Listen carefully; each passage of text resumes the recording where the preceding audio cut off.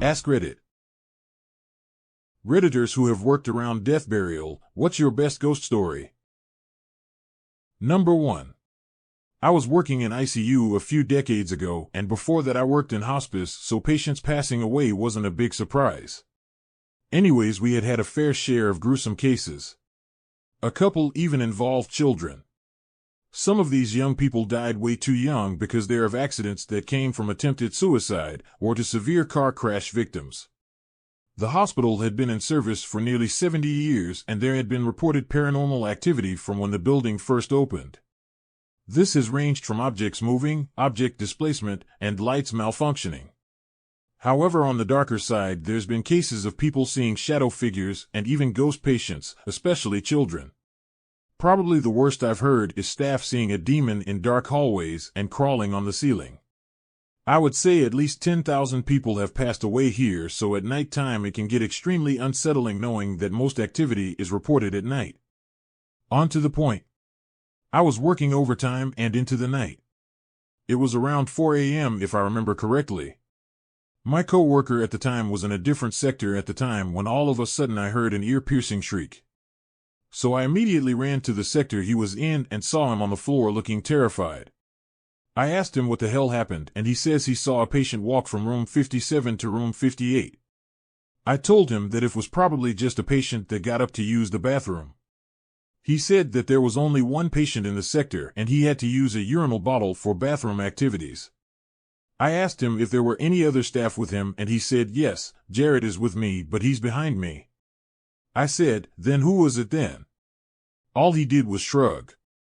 Me and him passed it off as a hallucination and continued our shift. After a while, me and him are cleaning in the same hallway and hear thuds down the hall. Relax, it's just another staff member, which it fortunately was. After that we begin to hear much fainter thuds from below us. There was other staff on the bottom floor, so we passed it off as that. We learned that when we heard the thuds that they had just left for a staff change days later. Anyways, I'm walking to room 75 and I see something zoom past me in the corner of my eye. I asked my coworker, what was that? What was what? My coworker said, the little shadow that just went past us. I said, stop saying random shit trying to scare me, it's not funny, my coworker said. As soon as I said that, we hear a door slam shut. At this point we are getting freaked out and I called out to Jared, to which he didn't respond. Then another door slammed shut. Then, me and my coworker see something we cannot describe. It looked like a blob of darkness, coming straight at us. It sped in and made a ghastly moan. We started running for our lives. We stopped at the end of the sector and glanced back. Nothing. No evidence that we had just been attacked. Me and my coworker glanced down the hall into the darkness and see nothing but inky black. Whatever had followed us went away. After that, the next 2 hours were uneventful until a giant crash came from a different sector on our floor.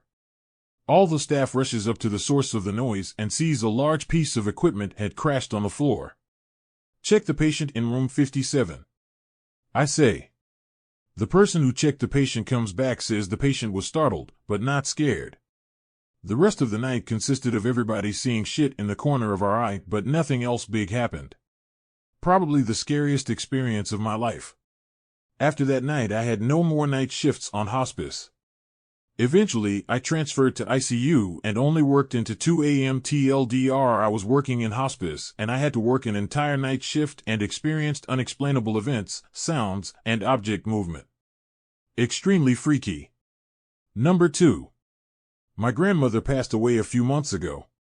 She was dying of kidney failure with her heart eventually succumbing to cardiac arrest. I saw her in the hospital, and as I live interstate, I made a point of calling her twice a day to chat and see how she was coping. The evening she passed, I received a phone call from her, a little frantic and hallucinatory, probably from pain relief. What warmed my heart the most was that despite her being in such a state and barely comprehensible, she somehow managed to dial all the correct digits to my number, and I was about to have a shower, narrowly almost missing her call by mere seconds. I'm convinced she knew her time was near and was calling to say goodbye. She passed away about 1 hour afterwards. It was a few weeks later and I was outside watching the stars in the night sky, missing her tremendously. Out of seemingly nowhere, I heard her voice saying, "Don't worry about me. Get on with your life. You won't believe it, it's beautiful here." That gave me hope for a beautiful afterlife and that maybe we do get to see those we lost again after all. That would be nice. Number 3. I work at a hospital in the lab and was dropping off a bunch of limbs to the morgue after hours. We put them in the freezer with the bodies. I went and put the legs and arms in the back and the door was closed, but it doesn't lock anyways, couldn't get the door open. I was like stuck, and the morgue is in a weird spot of the hospital, like it's 3 rooms to get to it, and it's a very big freeze and no one can hear. Also in the basement in a tunnel that connects 2 buildings. Anyways, I was screaming like as loud as I could trying to get out. The freezer was packed. I accidentally hit a dead body and I did get out a few minutes later. The part that is so strange was my patient I had for 4 months. We talked a lot and I told him at one point how scared I was of getting locked in the morgue. He asked about it. He knew he was dying and was curious type of thing. Anyways, he died that day and was in the morgue when this happened. So I like to think it was him playing a prank on me. Number 4. Years ago, I worked at a company which at one point in the early 20th century had been the city dispo for unclaimed bodies. Prior to our occupation, there had been 4 or 5 crematoriums located in the building, though by the time I was there we only had 2 of them converted into high-temperature ceramics kilns. These were later removed due to maintenance issues and lack of parts. In any case, the entire building was haunted, though the worst of the hauntings were in and around the 2 old retorts. Our most common ghosts were a trio of ghosts. The ghosts were a little girl about 10 or 11 who really didn't do anything more than play and liked to pull pranks on people, a tall lady who would just watch you work from time to time, and a very angry man in a suit. The girl's ghost really never did much beyond move things around, or sometimes you'd see her run around a corner or one of the kills and then vanish. The lady wasn't much trouble, just felt rather sad any time we saw her or felt she was around. She didn't really do much beyond wandering around the building where the old retorts crematoriums were. The man though. Oh Lord. He was angry. Very angry, especially toward those of us who worked the kills retorts. There were other spirits too, maybe half a dozen or so, but these 3 were the most well-known. It was always figured, given the spirits, that they were unclaimed deceased persons who ended up cremated there and buried off-site. Given the religious nature of the area and the forbidding of cremation by the church LDS, we always figured that the spirits were making themselves known. Number 5. I swamped for a haunted bar for a while. I'm not going to say it was haunted, but I completely understand why people say it was after being there every night after close cleaning up for a year. Shit would just happen. Lights would turn off on by themselves, bar stools would fly off of tables randomly through the night, and not like fall of tables, but move a good 5 to 10 feet off the table. This was a big bar, and had multiple rooms. You'd see a person, or shadow person walk by in the dark room while you're cleaning up the lit room, then go turn on all the lights and try and find the fucker whose brilliant idea it was to hide in the bar and drink all night for free after everyone's gone, but can't find anyone, anywhere. IDK, maybe it was haunted, but it just was this old shitty building that weird stuff happened in all the time. But it was always just out of sight, and just enough to startle you and make you go WTF. No like floating specters trying to possess me or anything cool like that. Just making more work for me by throwing stools all over the damn place. Number 6. My aunt was a cemetery worker and told me an absolute cracker that happened to her. There was an old chap who would come every Monday at the same time, rain, hail, or shine, and put roses on his wife's grave. He was well-known regular visitor and would always stop and chat to the workers, including my aunt. Anyway, she was working on this fine Monday and she saw this chap at his wife's grave like usual. He just changed out the roses and she went over to ask if he'd like to give the old ones to her to dispose of. What followed was a normal 20-minute chat talking about all kinds of things. He had to go, so she waved him off and he left. The next day when she turned up for work, there was a new work order for that morning, so grabbing the backhoe she went out to find the plot. Turns out it was right next to the chap's wife. Frowning, she checked the work order again and saw it was the old roses guy. She dug the grave, got it prettied up for the service, and later that morning the funeral home turned up to inter him. She went up to the funeral guy in charge, you get to know everyone after a while, and asked why the rush to bury the old chap. Mortuary worker: what do you mean, why the rush? Aunt: well, he was here yesterday putting roses on his wife's grave. What happened to him? Mortuary worker: that he died on Thursday last week. Aunt: no, he was here yesterday. Points at the fresh roses on his wife's grave. Mortuary worker: looking at the flowers, you sure it was him? Aunt: starting to get the shivers, yeah. We had a chat like we always do. He was talking about being excited for his new granddaughter. Mortuary worker: wait, what? How did you know about that? She hasn't even told her husband she's pregnant yet. Aunt: points at the chap's grave, he told me yesterday. Mortuary worker: wow. Yep. Bonafide ghost. Welp, that's a way to spill the beans. Number 7. My mom, a hospice nurse, was renting a friend's house. The previous owner of the house was the friend's mother, who had recently passed away. Having worked a lot with death and the dying, my mom is not scared of ghosts at all. She told me several stories about how she would hear the rocking chair moving or newspaper rustling and knew it was her friend's mother. My mom would just say hi to her and go about her day. When I was about 20, I was staying at my mom's and I was more than freaked out by these stories. I warned my mom that I could never be left alone in the house. BC, I would literally die if I ever heard anything. One day, we were getting ready to go out. While I'm in the bathroom, my mom leaves the house to start packing the car. I come out of the bathroom and am getting ready to go when I hear a faint hello that grows louder, and to my absolute horror, an elderly woman then turns the corner into the hallway facing me and starts walking towards me. A full-blown and the flesh-haggard old woman walking towards me. I absolutely freak out and start crying and yelling at her, but she continues to walk down the hall approaching me. I am screaming protection prayers at this woman and she's not going away. I run into the bedroom and try to get out a window, but I can't. BC, it's too high for me to reach. In the midst of my screaming prayers and trying to escape, I realize the woman is no longer there. I am still in tears, screaming for my mom to come save me. My heart is racing. My mom comes in shortly after and asks me why I am yelling at her friend. It was her landlord friend, whom I had never met, coming in to say hi to me. I was so embarrassed. Number 8. My grandmother died last year in January. We were very close and she was just so full of energy and life.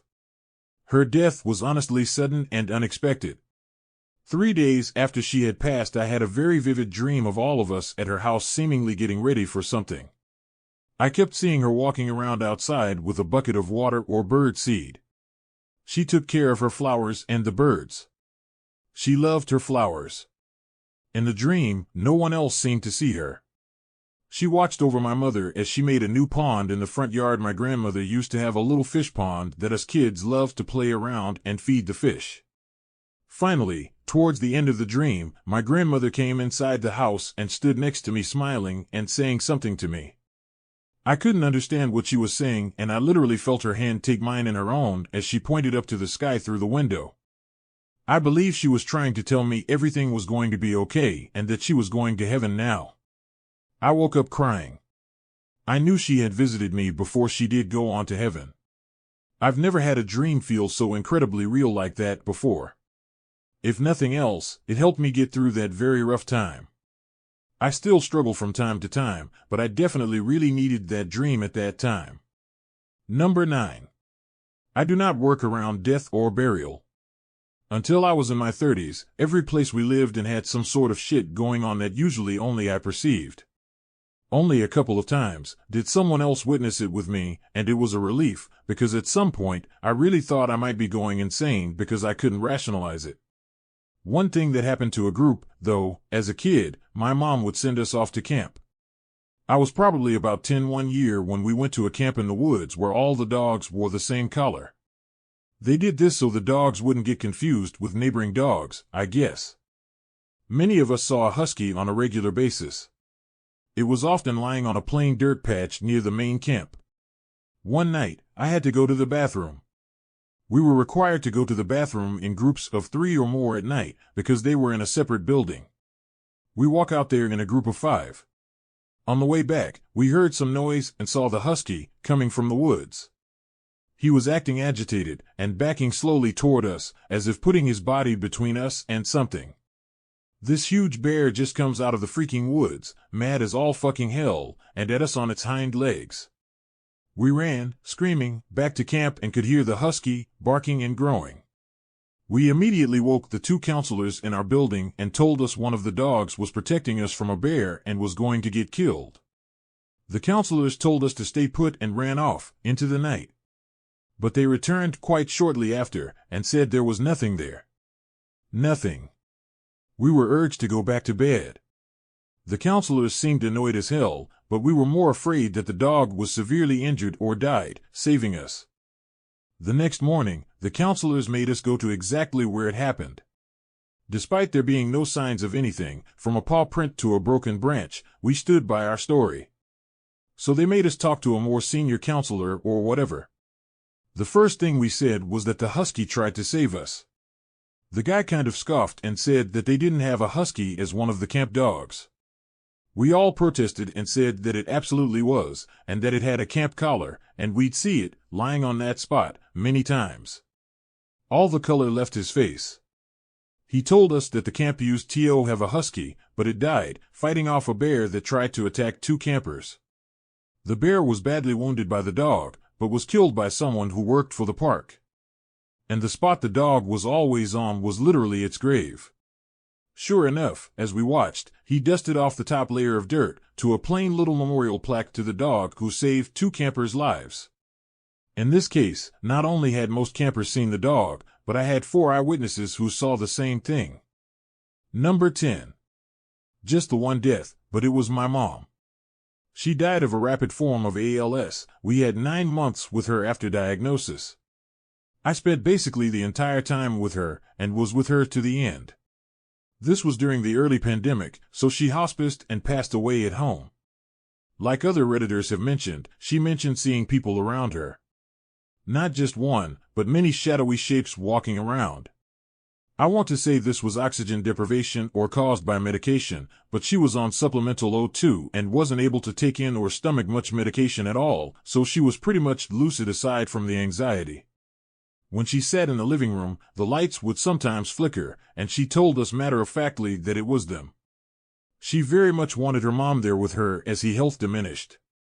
Her mom had schizophrenia and died about a decade before, and they sadly did not have very much time in their lives together. However, her mom looks a lot like me in build and size and facial features, etc. The thing that scared me a lot was when I was upstairs about to shower after a long day of caretaking, and my brother said my name questioningly from downstairs. I asked him what he wanted, and he was frightened to see me upstairs. He said he had just seen me from behind as I walked by him downstairs, in the kitchen, but my hair was different and my shirt was different. I only wear dark gray colors. He said he saw me go from my mom's room, through the kitchen, and into the garage. My brother is not a woo-woo kind of guy, and neither am I, but I think he saw my grandmother. My grandma only met him once when he was 6, but was really fascinated by him. She tried to see him in the bathroom a few times, which was odd, and I don't know what that was about, but I remember that she did that when we went to see her overseas when we were very young. Anyways, during that dying time period, my brother also came out of the shower and said he saw 2 feet sticking out from the side of the bathroom door. When he looked again, they were gone. I'm a very rational person, and on paper, I don't believe in ghosts, so this kind of stuff gives me a lot of misgivings. My mom was not mentally well when she passed. I don't know if I would be either, looking down the barrel of my own death, and said she would haunt us after she left. It has been over 2 years and part of me is still waiting. The thing is, I love her and miss her still, and I don't know whether not seeing her since her death is a relief or a sadness to me. Maybe one day when it's my time, I will see her again. Wherever she is, I hope she is no longer in pain. Number 11. I am in IT in the hospice industry. My coworker, a CNA, told me a story from our unit about a patient passing away. She heard the family was there as death was near for our patient, so she walked into the room. It was a very crowded room, walking around all the people there to do something for the patient, and then she walked out. All she really remembered was they were dressed in their church clothes, suits, and dresses. 15 minutes later, she went in and saw the nurse there alone. "Where did everyone go? Where's the family members?" she asked the nurse. The nurse looked at her and said, "She died in the last 10 minutes. The family is in the waiting area now." The family was in the waiting area, and there were only a few of them sitting there in regular clothes. She checked the other rooms, thinking perhaps she walked into the wrong room earlier because it was filled wall to wall with people. The other rooms were empty of family members or even patients, as no one was in there. She realized she never really looked at the people as she walked around them, never looked at their faces, because she is only about 5 feet 2 inches tall. It kind of freaked her out. She wonders if maybe they were former family members of the patient that came to welcome her to the other side. Number 12. When I worked as a nurse on a medical floor, I rarely worked night shift, but remember a time I did get scheduled overnight around a holiday. After visiting hours ended, the security guard at the front desk would call the unit if anyone came in the hospital asking to visit a patient. One night around 1 a.m., a patient that was on hospice care passed away peacefully and expectedly. My friend was the patient's nurse and called the family to let them know she had passed. The primary contact was her daughter, and that was who our staff had become familiar with while she was in the hospital. We knew it was going to take her about an hour to arrive. About 10 minutes later, security calls up saying a man was at the desk requesting to visit that room. We said sure, that's fine, assuming it was family that got the news. 15 minutes pass and no one comes up. We called security and he just gave us the description of the guy and his first name. Said he took the elevators but didn't see him leave the way he came in yet. When the patient's daughter finally arrived, we mentioned this to her and asked if any other family was stopping by because we were worried they got lost coming to the unit. She said her and the one other sister that came along were the only living family members. The patient had a brother who had passed fairly recently with the same name security gave us and same description. They weren't all too spooked like we were. For all we know, some random guy was roaming the hospital up to no good. But the staff did find it strange he was asking for that specific room number. It spooked us enough that a few of us went to the front desk ourselves to ask about it. The security guard sees so many people that he tried to give a good description of the guy, but couldn't really pinpoint details. I guess we'll never know. Oddly enough, I went on to work in home hospice for a few years and didn't have any specific creepy stories.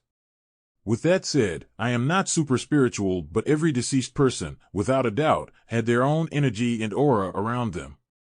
I would have to do pronouncement visits often. Some patients would make the hair on my neck stand up and I'd get very anxious with that impending doom feeling. Others would wash over warmth and calm feelings that would make me forget about any stress I was having. I could never anticipate what energy I'd encounter. Thank you for watching and listening to this video. If you would, go ahead and give that like button a smack and the subscribe button a smash for more videos. Smack and smash. See ya.